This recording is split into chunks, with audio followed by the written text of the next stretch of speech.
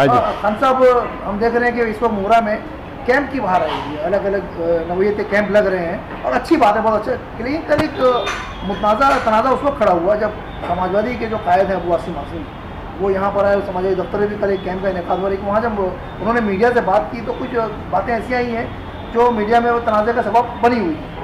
पहले तुमका एक बयान आया कुछ दिनों पहले की बात है, उन्होंने कहा कि मुसलमानों को अगर अपना लीडर बनाना है तो वो पाकिस्तान चले जाए, क्योंकि यहाँ तो हमारा लीडर हिंदू होता है। इसको कैसे देखा?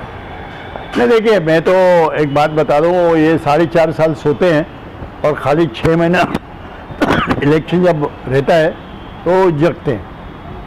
वो कैंप के उद्घाटन करने आए थे तो उन्होंने ऐसा जो जुमला बोला तो मेरे को तो बड़ा ताज्जुब हो गया। अगर आप ऐसी बात कहते हो मुसलमानों का लीडर बनना है तो पाकिस्तान चले जाओ, तो मेरे ख्याल से सबसे पहले मौलानाओं को भेज दो, और मुसलमानों के थोड़े बहुत वो भी लीडर हैं। अब किस ढंग से उन्होंने बोला, तो मैंने तो यहाँ तक भी सुना कि उन्होंने ये भी बोला कि भाई मुसलमानों के इलाकों में से हिंदुओं को टिकट देना चाहिए। तो मैं तो आपको इन्विटेशन देता हूँ कि भाई आप लालबाग से खड़े हो जाओ, गुलाबाद से खड़े हो जाओ, डीबाग से खड़े हो जाओ, आप शुरुआत करो तो हम फिर शुरुआत करेंगे। अगर आप उनका वो वीडियो देखेंगे तो उन्होंने उसमें बात की कि भाई गंगा जमी तहजीब जो है और डेमोक्रेसी जो है, तो क्या डेमोक्रेसी का ठेका सिर्फ क्या मुसलमानों ने ले रखा है? नहीं, अगर आप ये बात कर दो तो आप महाराष्ट्र में बैठ के ये बात मत करो, आप उत्तर प्रदेश में बैठ के ये बात करो तो मेरे को अच्छा लगेगा।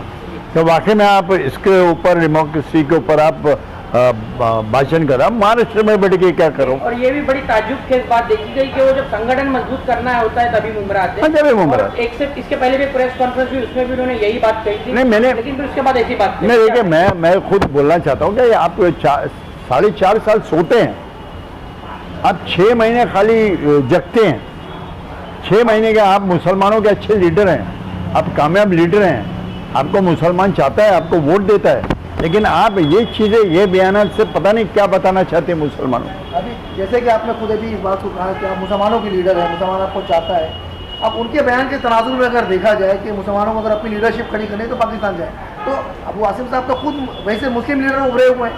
समाजवादी में अगर उनका कद अगर है तो मुस्लिम नेता के तौर पर उनको देखा जा रहा है, तो क्या वो अपने आप को घटाने के लिए तैयार है इस बात को लेकर? अब जाएंगे ना, कराची में जाके लड़ेंगे अगला इलेक्शन। अच्छा, पाकिस्तान से उनको लड़ना चाहिए इलेक्शन। भाई वो भी तो मुसलमान लीडर हैं, ये तो नहीं है क्या लीडर नहीं है, उनकी शनाख्त वैसे मुस्लिम लीडर शनाख्त और कामयाब लीडर है। नहीं, ये वही अबू आसिम आज़मी है जिन्होंने असेंबली के अंदर जब महाराष्ट्र के जो सीएम है उद्धव ठाकरे, उन्होंने ये बात कही थी कि बाबरी मस्जिद के ताल्लुक से कि हमने गिराई, और दूसरी बातें जो अगर हम नहीं होते तो वो चीज़ जिस तरह से उन्होंने उनको लताड़ भी लगाई थी कि नहीं ये तो गलत बात है। आज वो इस तरह की बात कर रहे हैं, ये मतलब किस तरह क्या? देखिए, मैं तो जहाँ तक मेरा सूझबूझ है, यानी एक छोटा सा कार्य करता हूँ, सूझबूझ शायद वो मुमरा में आए और उन्हें मालूम है कि यहाँ का विधायक कौन है। आप समझे ना, यहाँ का विधायक कौन है, उसको खुश करने के लिए डायलॉग्स बोले होंगे। अब मैं एक बहुत अहम, क्योंकि आप बहुत जहांदीदा लीडर रहे हैं, सियासत की नस पर आपकी उंगलियां रहती हैं और आप यहाँ बैठकर कौमी सियासत पर भी नज़र रखते हैं। उत्तर प्रदेश में जो हालत आजम खान साहब की, बड़े कदावर लीडर थे समाजवादी पार्टी के, अब कहीं ना कहीं बेचारे वो सलाखों के पीछे हैं और ये भी देखने में आ रहा है और अंदाज़ा भी लगता है कि पार्टी ने उनको हाशिए में लाके खड़ा कर दिया है। तो क्या आपको लगता है कि अबू आसिम आज़मी को वैसे एक मुस्लिम लीडर यूपी में प्रोजेक्ट किया जा रहा है? अब ये दोनों बयान, एक तो उनका बयान कि जो मुस्लिम लीडरशिप खड़ा करना चाहिए, पाकिस्तान जाना चाहिए, और दूसरे उनको उस लेवल की मतलब आजम खान के बदले रिप्लेस किया जा रहा है, तो कैसे देखें? अब ये तो देखिए उनका इंटरनल मामला है, इसके अंदर तो मैं बोल नहीं सकता। समाजवादी का इंटरनल मामला है कि ये प्रोजेक्ट हो रहा है, ये डिस्ट्रॉय हो रहा है। क्योंकि